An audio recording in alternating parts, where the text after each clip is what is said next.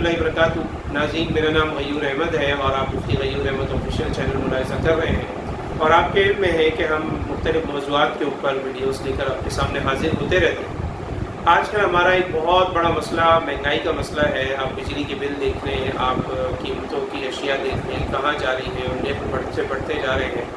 اور اس میں آپ یہ بات یاد رکھیں کہ یعنی ہمارا اس کے اندر کیا موقف ہونا چاہیے، ہماری شریعت کیا کہتی ہے۔ تو ایک بات ہمیشہ یاد رکھیے گا کہ ہمیشہ ہماری شریعت وہی تعلیم دے گی جو افراط اور تفریط سے پاک ہوگی، یعنی جو درمیانہ راستہ ہو، اسی کی طرف ہمیں شریعت لے کر چلے گی۔ تو ہماری شریعت، ہمارے قرآن، ہمارے حدیث نے ہمیں کیا بتایا اور ہمارے نبی پاک صلی اللہ علیہ وسلم نے کیا ارشادات فرمائے، ہمارے رب تعالیٰ نے ہمیں کیا بتایا، اس کو ہم آپ کے سامنے کچھ پیش کرتے ہیں۔ سب سے پہلے تو ہم قرآن مجید کی ایک آیت پڑھتے ہیں اور اس کو سمجھنے کی کوشش کرتے ہیں، اس کے بعد ایک حدیث بھی بیان ہوگی۔ اللہ رب العزت قرآن مجید میں ارشاد فرماتے ہیں الشیطان یعدکم الفقر ویأمرکم بالفحشاء، کہ شیطان تو وہ ہے جو تمہیں فقر و فاقے سے ڈراتا ہے اور تمہیں فحش کاموں کی طرف مبتلا کرتا ہے۔ اب دیکھیں کہ شیطان ہمیں فقر و فاقے سے ڈرا رہا ہے، کیا مطلب ہے؟ مطلب یہ ہے کہ ہم فقر و فاقے سے نہ ڈریں، ہم اپنی محنت جاری رکھیں، ہم دل ہار کر نہ بیٹھیں، ہم بری چیزوں کے اندر مبتلا نہ ہوں۔ یعنی شیطان کیا کر رہا ہے؟ شیطان ہمیں فقر و فاقے سے ڈرا رہا ہے اور ہمیں حلال رستہ چھوڑ کر حرام رستے کی طرف لگانا چاہتا ہے، ہمیں جائز چھوڑ کر ناجائز طریقے کی طرف لگانا چاہتا ہے۔ اسی لیے شیطان اس کی اسٹرگل کر رہا ہے کہ ہمیں اس چیز سے ڈراتا رہے کہ فقر آ رہا ہے، تمہارے اوپر فاقہ آ رہا ہے۔ اسی طریقے سے بعض روایات میں ہمیں پتہ لگتا ہے کہ جب ایک انسان صدقہ دینے لگتا ہے تو کتنے شیاطین اس کے پیچھے لگ جاتے ہیں جو اس کو برگلاتے ہیں کہ اگر تم صدقہ دو گے تو تمہارا مال کم ہوگا، تم اپنے بیوی بچوں کا کیا کرو گے، تم اپنے گھر والوں کا کیا کرو گے، ان کو کیسے کما کے کھلاؤ گے۔ تو یہ ساری چیزیں ہمیں شیطان بتلاتا رہتا ہے اور ہمیں ورگلاتا رہتا ہے۔ تو اللہ رب العزت نے ہمیں اسٹرگل کرنے کا ایک موقع عطا کیا کہ ہم اپنے آپ کو اگر اوپر کی طرف لے کر آئیں تو اس میں کوئی برائی نہیں۔ جیسا کہ ایک روایت سے ہمیں پتہ لگتا ہے کہ نبی کریم صلی اللہ علیہ وسلم تشریف فرمائے ہیں اور صحابہ کرام بھی تشریف فرمائے ہیں۔ اتنے میں ایک شخص جو ہے وہ جا رہا ہے اور صحابہ کرام اس سے پوچھتے ہیں کہ بھائی کہاں جا رہے ہو؟ تو وہ کہتا ہے کمانے جا رہا ہوں۔ تو آپ صلی اللہ علیہ وسلم نے صحابہ کرام نے آپ صلی اللہ علیہ وسلم سے پوچھا کہ یا رسول اللہ کیا یہ بھی اللہ کے راستے میں ہے؟ نبی صلی اللہ علیہ وسلم نے فرمایا بے شک یہ بھی اللہ کے راستے میں۔ اگر یہ اس لیے کمانے جا رہا ہے، اس کی نیت یہ ہے کہ میرے بیوی بچوں کا نان نفقہ میرے اوپر واجب قرار دیا گیا ہے کہ میں ان کو کما کر کھلاؤں، اگر اس کی یہی نیت ہے کہ اللہ تعالیٰ کے قول پر عمل کرتے ہوئے اچھی نیت کے ساتھ، اخلاص نیت کے ساتھ جا رہا ہے تو یہ اللہ کے راستے میں۔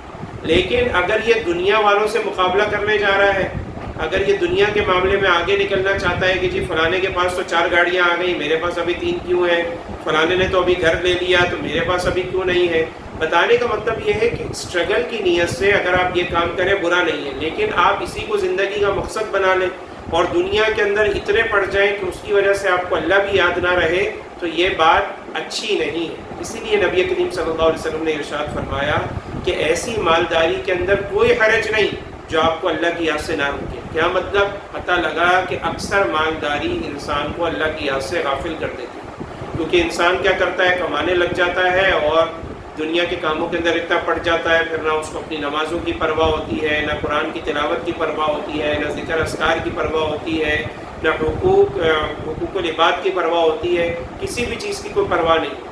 اور جب ایسا شخص کمانے لگ جاتا ہے اور اس کی اولاد کے اوپر اس کی توجہ نہیں ہوتی، بعد میں جا کے اس کی اولاد بگڑ جاتی ہے، تو پھر میاں بیوی میں پھڈے ہوتے ہیں کہ تھی میں تو سارا دن کماتا تھا، تم گھر پہ ہوتی تھی، تمہیں تربیت کرنی چاہیے تھی۔ ایک بات یاد رکھیے، ایک نفسیاتی سا اثر ہے، یہ میں آپ کو بتا دوں کہ ماں کے اندر جو ہے وہ شفقت کا جو درجہ ہے وہ زیادہ ہے، اور باپ کے اندر جو ہے وہ تربیت کا جو ہے اثر زیادہ ہے۔ آپ نے دیکھا ہوگا کہ ماں جو ہوتی ہے اکثر اولاد کی باتیں باپ سے چھپا جاتی ہے۔ کیوں چھپا جاتی ہے؟ کیونکہ اس کے اندر شفقت کا اثر زیادہ ہے۔ اسی لیے شریعت نے کیا کہا کہ اگر والدین کی علیحدگی ہو بھی جائے پھر بھی 7 سال تک بچہ ماں کے پاس رہے گا، اور 7 سال سے لے کر 12 سال تک بچہ جو رہے گا وہ باپ کے پاس رہے گا۔ کیوں؟ کیونکہ 7 سال تک اس کو شفقت کی ضرورت ہے، پیار، محبت، لاڈ پیار کی ضرورت ہے۔ لیکن 7 سال کے بعد 12 سال تک اور 15 سال تک جب تک وہ قریب البلوغ ہوگا یا بالغ ہوگا، اس وقت تک اس کو ضرورت ہے تربیت کی، اور تربیت جو باپ کر سکتا ہے وہ ماں نہیں کر سکتی ہے۔ اسی لیے ہماری شریعت نے کہا کہ اگر ماں باپ کی علیحدگی ہو بھی جائے تو بچہ 7 سال تک ماں کے پاس اور بعد میں باپ کے پاس رہے گا. یہ اسی لیے ارشاد فرمایا تاکہ اس کی تربیت ہو. ہاں بالغ ہونے کے بعد اس کو اختیار دے دیا جائے گا کہ وہ باپ کے پاس رہے یا ماں کے پاس رہے. تو ہماری بات چل رہی تھی غربت کے اوپر کہ جو غربت ہے یہ ایک انسان کو کہاں لا کے کھڑا کرتی ہے. پھر ہماری بات یہ چلی کہ نبی کریم صلی اللہ علیہ وسلم نے ایسی زندگی کے اوپر کوئی قدغن نہیں لگائی کہ ایک انسان اپنے آپ کو آگے بڑھائے. اسی لیے ہماری شریعت نے 4 درجات بتائے.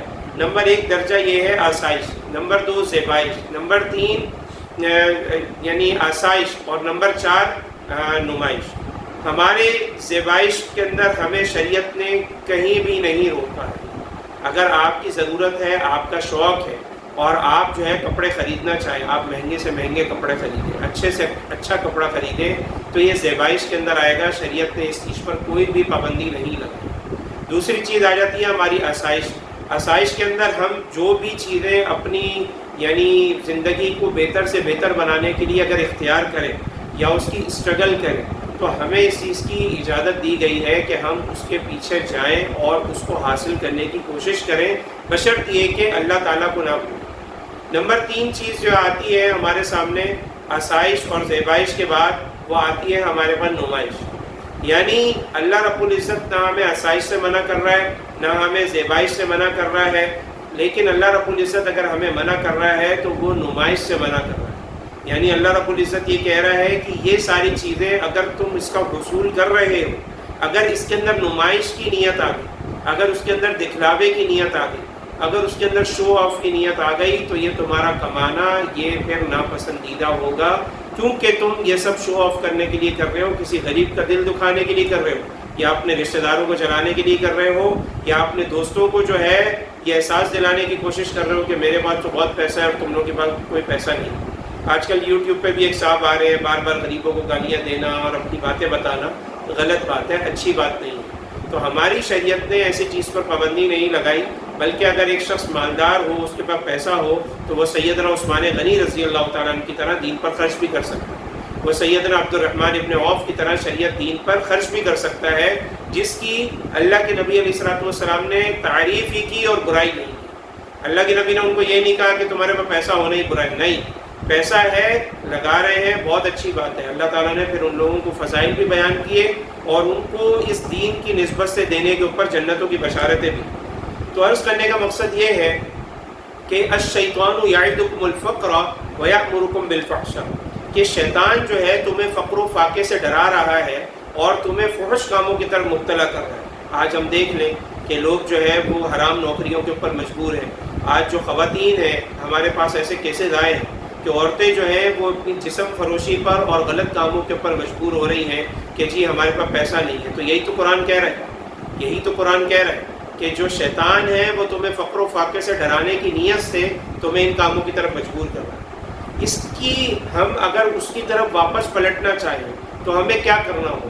تو سب سے پہلی بات یہ ہے کہ اگر جیسا کہ قرآن مجید نے ارشاد فرمایا من عمل صالحا من ذکر او انثى وهو مؤمن فلنحيينه حیاۃ طیبہ، کہ جو مرد اور عورت جو نیک ہوگا، عمل صالح کرے، ہم اس کو فلنحيينه حیاۃ طیبہ، ہم اس کو حیات طیبہ عطا کریں.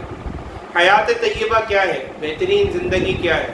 مفسرین نے اس کی تشریح کے اندر بعض اقوال ہمیں یہ بھی ملتے ہیں کہ حیات طیبہ سے مراد قناعت ہے. جس شخص کے اندر قناعت آ گئی، جس شخص نے اپنے پاس جو ہے اس کے اوپر اپنا گزارا کرنا سیکھ لیا اور جو ہے اس کے اوپر شکر ادا کرنا سیکھ لیا، بس اس کو حیات طیبہ مل گئی. ورنہ آپ دیکھ لیں جو کروڑ پتی ہے وہ 10 کروڑ کے چکر میں ہے، جو 10 کروڑ کا مالک ہے وہ 20 کروڑ کے چکر میں ہے، جو 20 کروڑ کا مالک ہے وہ 50 کروڑ کے چکر میں ہے، جو 50 کروڑ کا مالک ہے وہ ارب پتی بننے کے چکر میں. اس لیے نبی کریم صلی اللہ علیہ وسلم نے ارشاد فرمایا کہ یہ جو انسان کا پیٹ ہے نا، اس کو قبر کی مٹی بھی بھرے. کیوں؟ کیونکہ انسان کی خواہشات کبھی بھی پوری نہیں ہوں گی.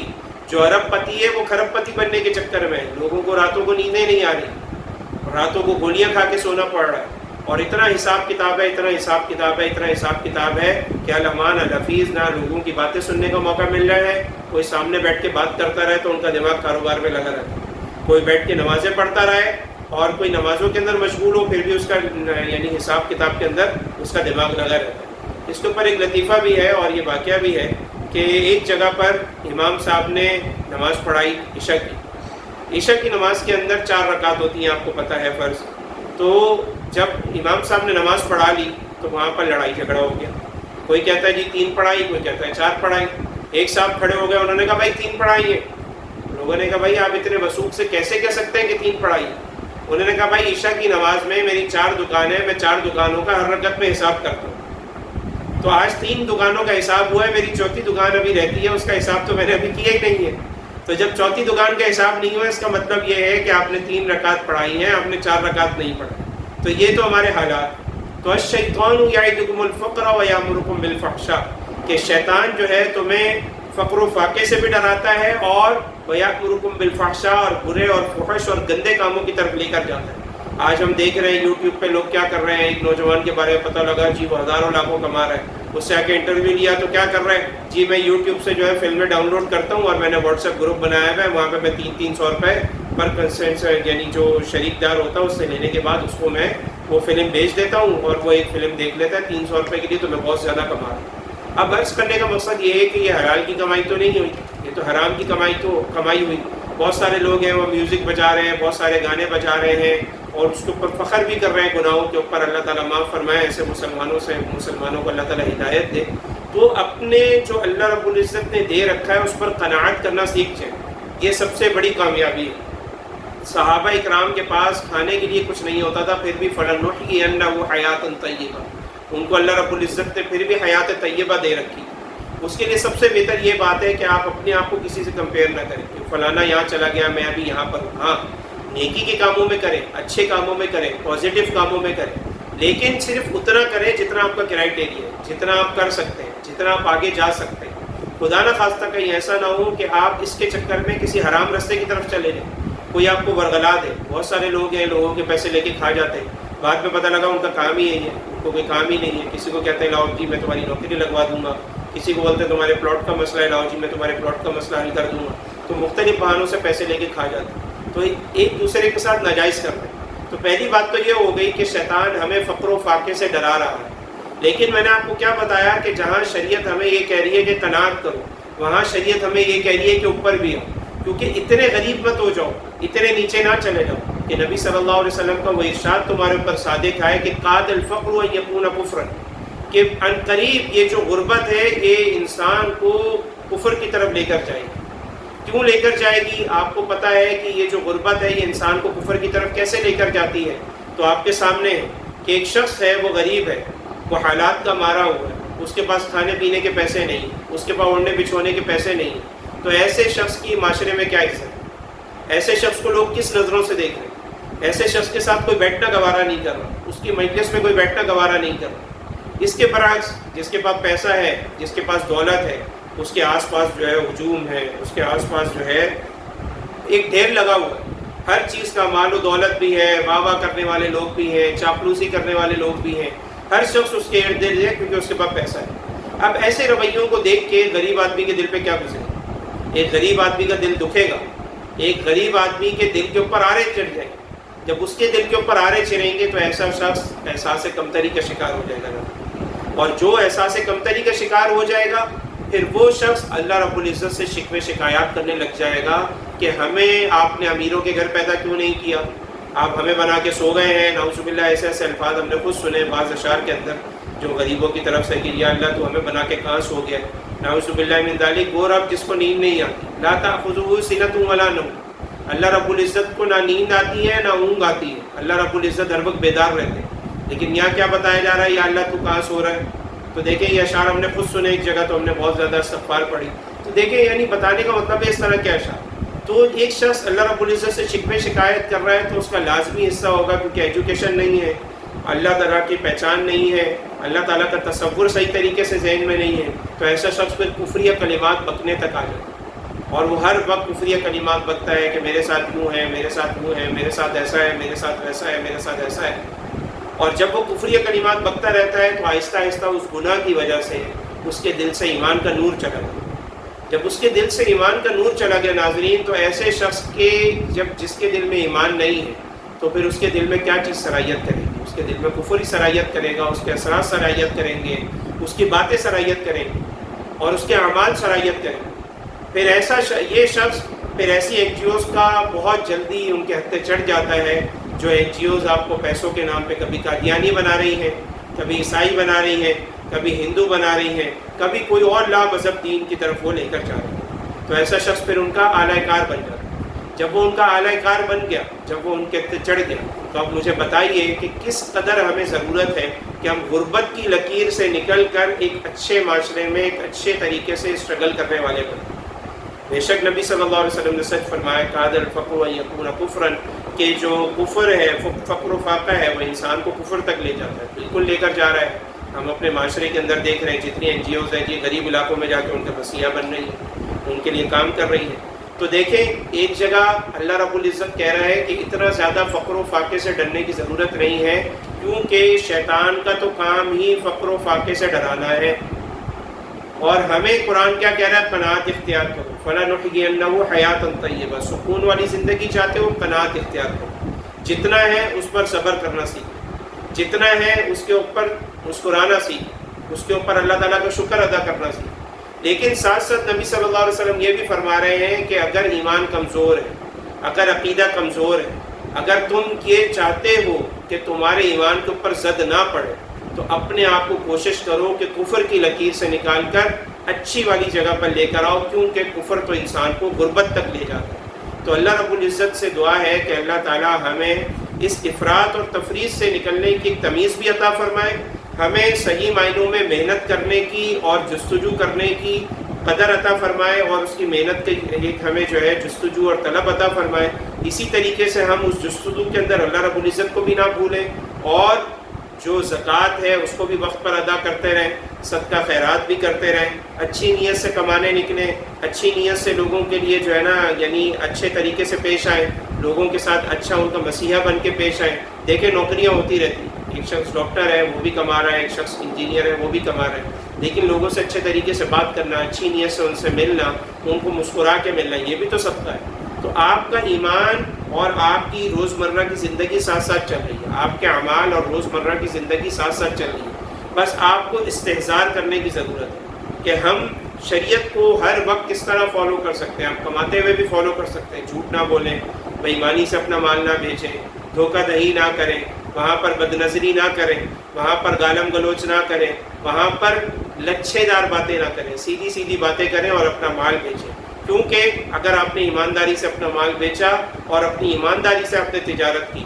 تو نبی صلی اللہ علیہ وسلم کا ارشاد یاد رکھیں کہ جو شخص سچا اور امین امانت دار ہوگا تو مع النبیین والصدیقین والشہداء، اس کا قیامت والے دن حشر نبیین، صدیقین اور شہداء کے ساتھ ہوگا۔ تو یہ کم فضیلت ہے، اور یہ کس کی فضیلت ہے؟ کمانے والوں کی فضیلت ہے۔ تو ہماری شریعت نے کمانے سے روکا تو نہیں ہے، ہماری شریعت نے تو نہیں کہا کہ ہر وقت مسجد کے اندر بیٹھے رہو، نہیں، شریعت نے تو نہیں کہا، بلکہ اللہ رب العزت نے تو قرآن مجید میں ارشاد فرمایا کہ جو وجعلنا النہار معاشا، کہ اللہ رب العزت نے تمہارے دن کو معاش کا ذریعہ بنایا، وجعلنا اللیل لباسا، اور تمہاری رات کو تمہارے لباس کا ذریعہ بنایا تاکہ تم آرام کر سکو۔ تو ہماری شریعت نے، ہمارے اللہ رب العزت نے تو دن کو بنائے معاش کے لیے کہ تم جاؤ اور رزق حلال ڈھونڈو اور رزق حلال کھاؤ۔